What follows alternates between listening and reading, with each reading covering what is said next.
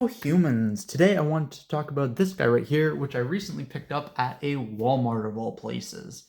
So this is the Camillus titanium something? I don't know, doesn't really have any naming on it. There's apparently a lifetime warranty, which considering the fact that this was under 20 bucks, press X to doubt, and like noticeably under 20 bucks. I think this was $17 after taxes or something like that. Like it's not, this ain't a pricey knife. This actually fits in my ultra budget category. Anyway, on the packaging, they are claiming it is a full tang knife. I know it's a bit big for the camera, so it's probably just going to be parts. They're claiming full tang. They're claiming lanyard hole, which obviously I can, see that. Camillus, quality knives since 1879 or 76. I will be the judge of whether or not this is a quality knife. No, I won't be, but I'm going to try. Lifetime warranty. We'll see. 4.5-inch blade, okay. Quote unquote ergonomic grip, okay. Sheath included, I can see that. Thank you very much. Is there anything interesting on the back? Marketing, again, I don't know what you want me to say. As one of the oldest knife manufacturers. Ooh, you're not even 200 years old, bud. You are younger in the country of Canada. I do not think you're going to be, well, I guess everyone's one of the oldest if you're just willing to go by enough numbers. Off the top of my head, I mean, you're older than Opinel, so I guess you are kind of old at that point. But we'll see. Marketing bullshit, craftsmanship, Camillus way for over 140 years, yeah, whatever. Unnamed stainless steel. Love that. Prime. Unnamed stainless steel. Quote unquote full tang construction, it says again. Ergonomic grip, it says again. Lanyard hole, it says again. Please, ergonomic. That feels like a weird way of wording that. Blade, 4.5 inches. Overall length, 9 3/4 inches. Okay. More lifetime warranty crap. I'm assuming normal wear, sharpening, industrial use or abuse, misuse or neglect are not covered. Cool. Other consumer rights may vary by province or state. Yeah, whatever. Made in China. Don't worry, we could tell. And this was made in 2018, so it's been sitting on a Walmart shelf for like 5 years now. Love that. 10 out of 10. It's in that clamshell packaging that absolutely everybody hates and that I'm convinced exists despite humanity. So we're popping it open. We're back. Sorry, it decided to snap instead of cutting and I hit the table and everything went to shit. Anyways, packaging hating me aside, let's take a look at the actual knife.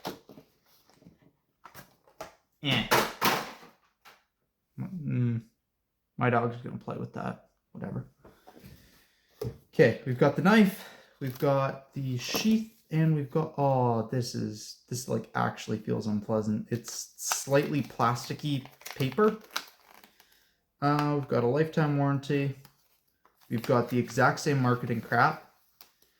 Caring for your knife, blah, blah, blah, blah, blah, blah, blah, blah, blah, blah. Clean, after each use, clean thoroughly with soap and water and immediately towel dry. That, first off, soap and water is not what I normally see on my knives as far as the managing instructions go.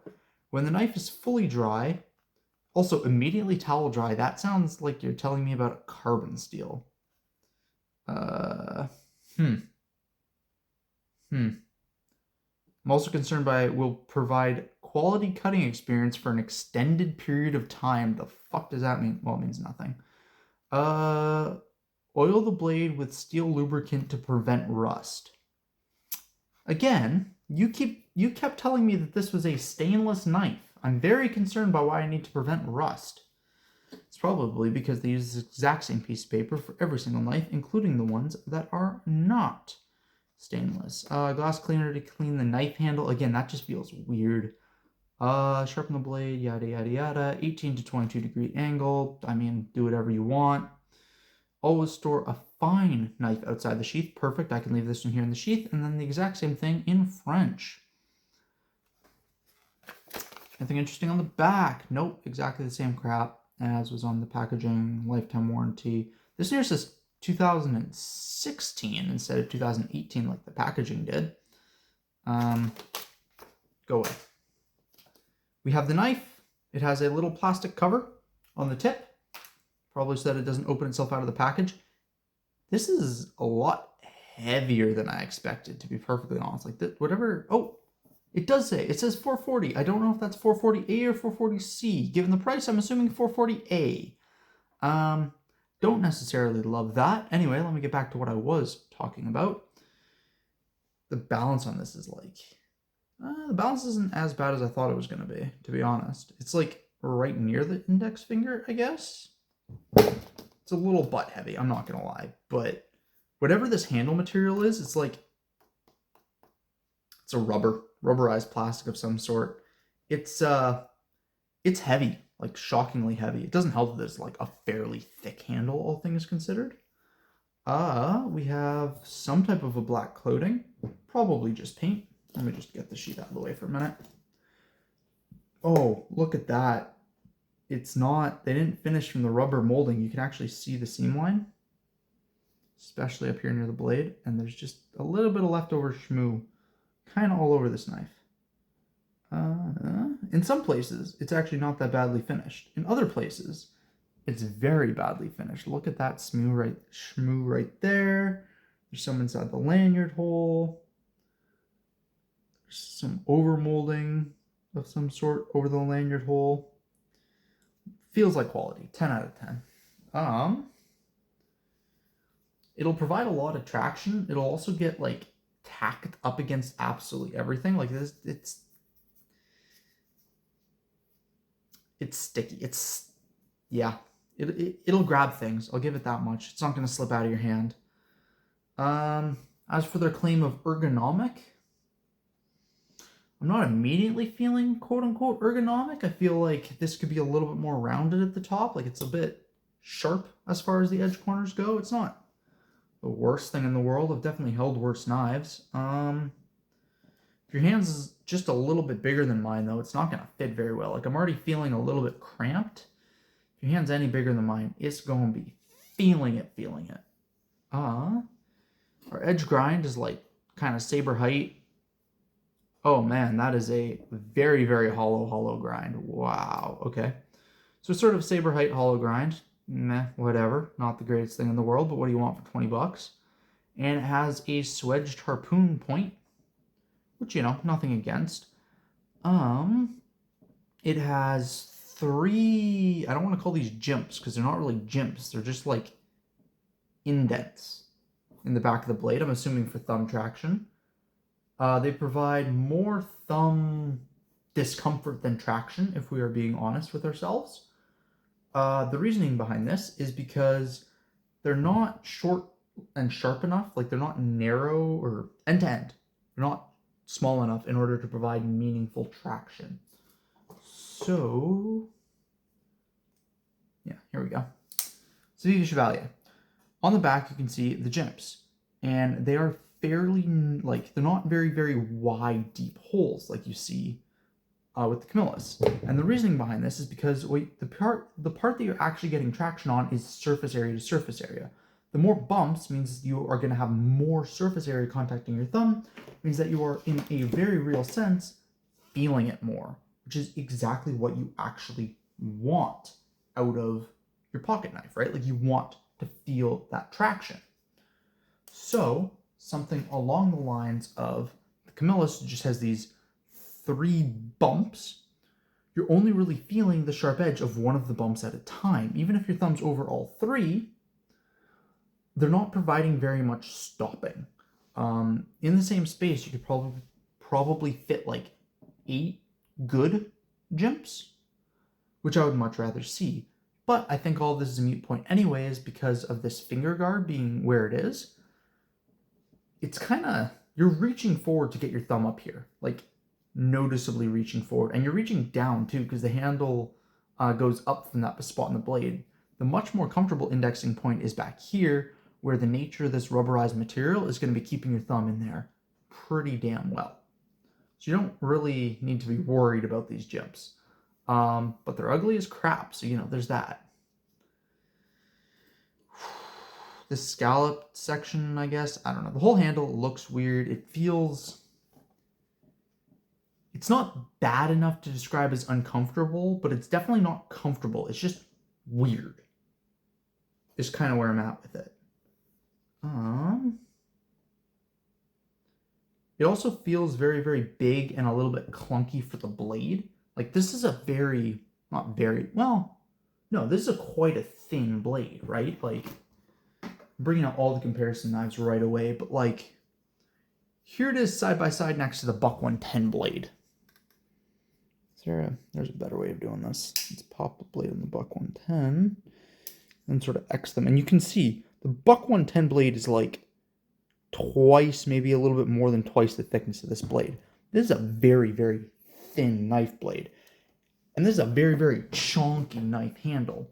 So as a result, the blade actually ends up feeling small and a little bit dainty for this size of handle, which, I mean, I don't know who you are and what you like in particular, but I would hazard a guess that what you want out of your combat, outdoors, whatever knife probably isn't dainty feeling.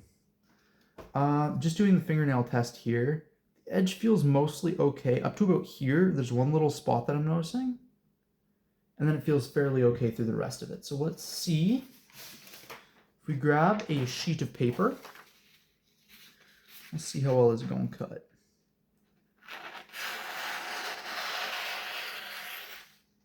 It's not too bad. It has a hard time biting and getting started a little bit, but it's not like horrible by any means. Here, just give me one more. If I go at it at a little bit of an angle, it's not liking it. Like it wants. There we go. Yeah, it's not horrible. It's not by any stretch of the imagination good.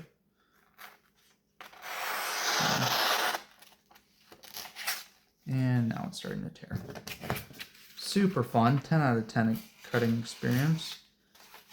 If the paper stays perfectly flat and good and true and straight. Is that where I was noticing that bump? Yeah. So I'm definitely still noticing the bump, and I think it's catching just a little bit right there on the paper too. There. Yeah. Yeah. You can definitely feel that there's something up at the edge. It's not crumpling paper up there. It's not amazing, but it's not horrible. I mean, it'll cut paper. It's not really tearing it. It's rolling it ever so slightly. I didn't want to get a bite. I'm assuming that's just because it's not the most refined edge in the world, but hey, what do you want? Let's see. The sheath is crappy nylon. It's a little bit like a scabbard. Do they have a piece of cardboard? They don't have a piece of cardboard. It's just a little stiffer in the blade section, which isn't bad. It's actually probably a good thing. It's this ugly brownish color. Looks like old hay, but shinier. And it massively advertises that this is a Camillus titanium, which is exactly what I want. As you can see, as I'm fitting this blade in, it wants to cut into that strip right there. It fits. I mean, it's kind of fine. It's not the most comfortable fit in the world, but it'll fit. It goes on there.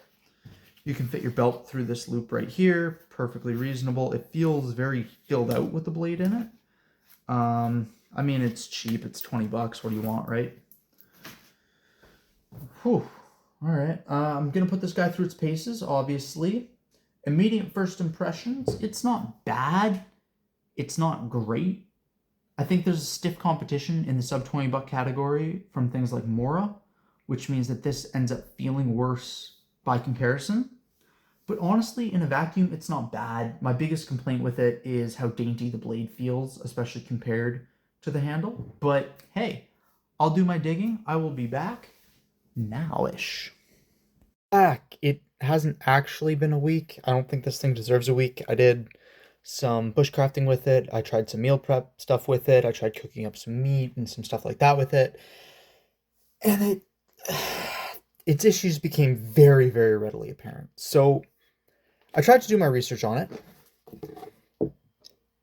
And like, It's not on Camillus's website. You can find it on Walmart's website, but they don't have a blade steel listed, so I have to assume that it's 440A. And this, like, Camillus titanium, so the only other thing that I found about it is that it's a bonded titanium, which, near as I can understand, is something along the lines of, like, a case-hardening titanium, where it's not this coating like you'd expect it to be. Like, this is definitely just some kind of paint. As you can see, I didn't test it very hard, so because I didn't even scratch off the paint, but, like, yeah, I don't think it's the paint. I think it's some type of, like, electrostatic bonding process that they do, most likely, where they embed it onto the top level of, or into the top level of steel, and it's supposed to add some edge retention, some other crap. I didn't, it didn't perform very well. Like, I've touched it up with a strop, but, like, even then, like, it didn't, the edge was meh to begin with, and it didn't get good after stropping or anything like that. Like, it wasn't unpleasant. It could cut objects, but it didn't do it well. So it sort of left me with this sense of, like, about it. And that's a very, very good point for the rest of the knife as well. The handle's fairly comfortable. It's definitely not uncomfortable. The grip is very, very full, but because of how damn thin this blade is, like, here is a Mora Companion F. And you can see just how damn... and, like, the Mora Companion F isn't a very thick pocket knife either. But, like, this thing is so thin, even in comparison. I'm trying to find, like, a good way to compare the two at their thickest points. That doesn't really... I need to get some calipers out here. That's what I need. But it's legitimately almost, like, 1.5 times the thickness. Maybe a little bit more. If you want to compare it to, like, a solid feeling knife, this is the Mora Garberg, and, like, it is half the thickness of the Garberg, right? So there's that.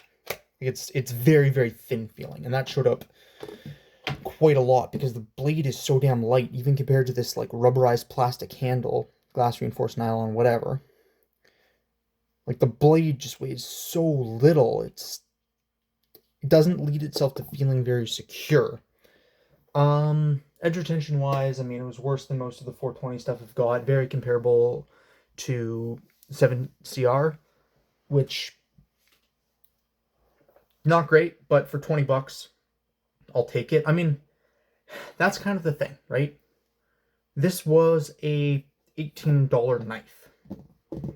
It is very, very difficult to find legitimate complaints about an $18 knife. That is just the way that things are. And there's nothing that bad about it that justifies me saying this thing's horrible or ragging on it too hard.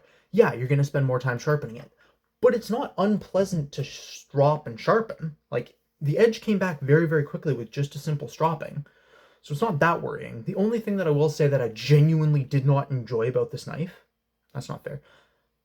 The only thing that I can say that I genuinely disliked about this knife, because there's lots of things I don't enjoy, but there's only one thing that I legitimately dislike about this knife, and that is the geometry.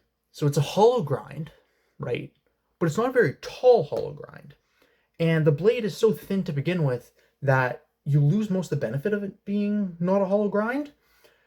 But because it's so short, you end up shouldering much, much quicker. So, like, if you had a full height flat grind, for example, it would be way, way slicier. Even if you had this height of a flat grind, it wouldn't be necessarily quote unquote slicier, but because the height of the bevel is so short, you end up shouldering back here, right? Like just a centimeter and a half up the blade, which then means that you're shouldering as you're trying to cut through stuff instead of right at the secondary edge, which is very, very frustrating. Like when I was doing some meal prep stuff, I was cutting into some steak to cook myself some food, and it wasn't like hard necessarily, but it was very, very noticeable when I hit that second shoulder from the hollow grind. And it's just not, the hollow grind is too dramatic, the blade is too thin, and the grind total is so short that it's just not meshing well. Because you go from like basically nothing, like you can see just how thin behind the edge is, but it shoulders out so quickly that you're just creating a much steeper shoulder than is necessary, right? Like, if you want to compare that to something, no, we're going to compare it to something in roughly its price range. This is a Scandi grind, right? Which means that you only have one edge. So it's a lot chunkier of an edge, but there's no shouldering at any point really, right? Like there's no point where it goes from being one thickness, like one angle of edge to a different angle of edge. So as a result, it feels much slicier than it actually is. In comparison, this feels a lot less slicey than it actually should be, which is very, very annoying. I found it to be very, very frustrating in use. Other than that, it's kind of meh. The other thing that I did with it is I did some of my HEMA drills, like live edge drills and stuff like that with it, and it was okay. It performed like fine. The handle, very easy to index off of. I always knew where the front was. It's not very versatile. Like you're very much stuck to one grip. And I kept accidentally, like you can see me doing it here, I kept accidentally reaching to brace my thumb off of this ramp instead of on these really, really shit jumps, which is just a little bit annoying, but having really good finger guard, just like, I didn't feel like I was losing my grip at any point other than reaching forward a little bit more than I should have. It really wasn't bad to use, and when I remembered to keep my hand back, it was fine. Like, a very legitimate use case that I could see for this is if you want to practice not live edge, because live edge practice is very, very risky and like not actually the best thing to be doing most of the time.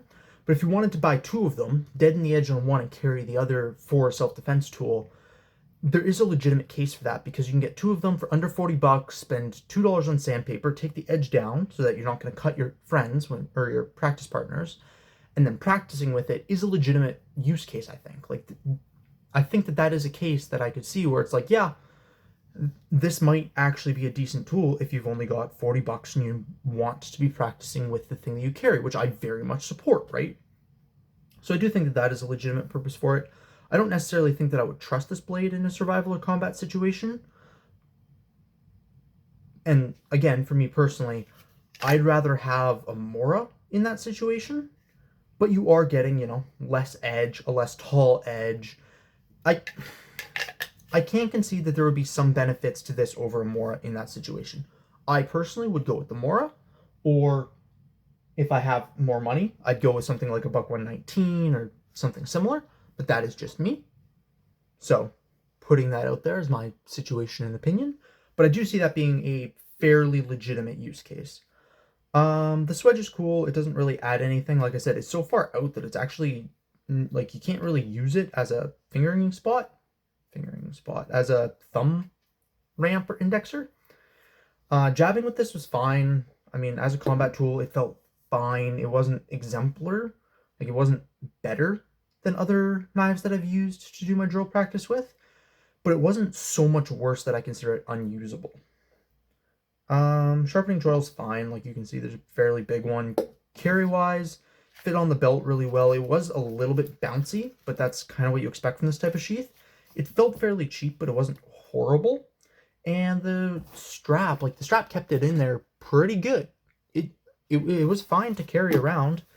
I think it's ugly, but that's gonna be personal preference. Honestly, for $20, there's not tons to complain about. Like, it's difficult to sing this thing's praises because there's nothing to praise about it. But for $20, it is a perfectly reasonable object. Yeah, I think that's kind of my overall thoughts on it. Stay safe and have fun out there. Peace.